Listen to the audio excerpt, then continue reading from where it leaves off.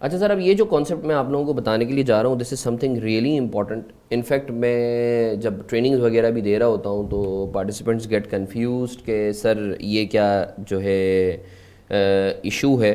तो देखो एक चीज़ याद रखो, सवाल ये पैदा होता है कि इन्वेंट्री, एक तो जब आप ख़रीद रहे हो तो हमने देख लिया कि इनिशियली आपने इन्वेंट्री को जो है पॉइंट ऑफ परचेज से लेके सेलेबल कंडीशन में लाने तक जितना खर्चा या इनकम होगी उससे आप इन्वेंट्री की कॉस्ट का हिस्सा बनाओगे, सिवाय 3 चीज़ों के। सही है ना? Refundable taxes, abnormal charges, non incidental charges, इन्हें इन्वेंट्री की कॉस्ट का हिस्सा नहीं बनाओगे। अब सर आपकी एक कॉस्ट आ गई, लेट्स से इन्वेंट्री की कॉस्ट आ गई लेट्स से 100। अब सब्सिक्वेंटली जाहिर सी बात है कि इन्वेंट्री रिपोर्टिंग डेट है ना, जैसे हम लोग IFRS के तहत जो है साल में एक दफ़ा फाइनेंशियल्स बनाने। अब अज्यूम करें वो इन्वेंट्री नहीं बिकी हुई, वो साल के एंड पर आपके पास पड़ी हुई है, तो क्या आप उसे कॉस्ट पर ही कैरी करोगे या फेयर वैल्यू पर कैरी करोगे? किस पर कैरी करोगे आप? वैल्यू उस इन्वेंट्री को किस वैल्यू पर रखोगे? एक तो है कॉस्ट। तो सर IS2 स्टेट्स कि at each reporting date inventory shall be measured at lower of cost and NRV। Sir cost क्या है? जितने का आपने खरीदा, जो अभी हम पहले इनिशियल मेजरमेंट में पढ़ चुके हैं। सर NRV क्या है? NRV के ऊपर अभी हम चर्चा करते हैं, जो हमारा आज अभी का एजेंडा है। सर NRV है नेट रियलाइजेबल वैल्यू। सर आसान सी चीज़ आपको समझा दूं, सर किसी भी चीज़ को बेचकर नेट आपकी जेब में जितना जा रहा है, this is called NRV, net realisable value. Sir for example let's say मैंने जो है एक ये मोबाइल ख़रीदा लेट्स से।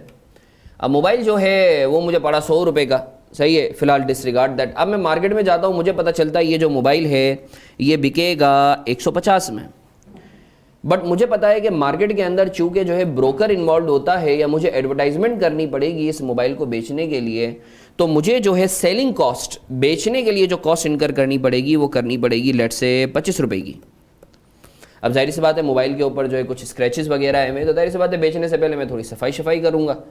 तो कॉस्ट टू कंप्लीट सेल, उसको सेलेबल कंडीशन वाली हालत में लाने के लिए जो मैं कॉस्ट इनकर करूंगा वो लेट्स से मुझे स्क्रैचेस को हटाने के लिए 5 रुपये लगेंगे। तो इस एसेट को, इस मोबाइल को बेच के नेट मेरी जेब में कितना जा रहा है? 150 minus 25 minus 5 which comes to 120। Sir ये जो 120 है दिस इज कॉल्ड NRV। सही है? NRV का फॉर्मूला क्या है? Estimated selling price. Sir estimated क्यों? क्योंकि अभी तो बेचा ही नहीं है, तभी एस्टिमेटेड है।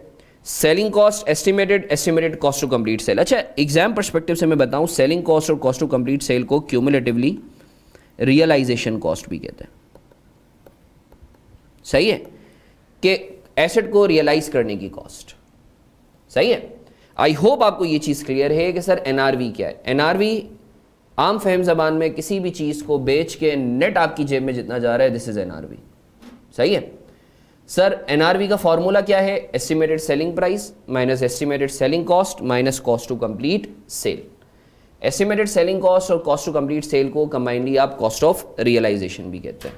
आई होप आपको जो है सर ये चीज़ क्लियर है। इधर एक चीज़ मैं थोड़ा सा एड ऑन कर दूं कि sir estimated selling price, NRV और फेयर वैल्यू में क्या फ़र्क है?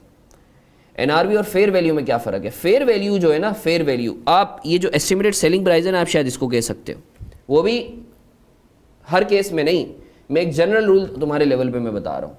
जो फेयर वैल्यू जो है ये आपका एस्टिमेटेड सेलिंग प्राइस जो है ना, ये इसका पहला कंपोनेंट है।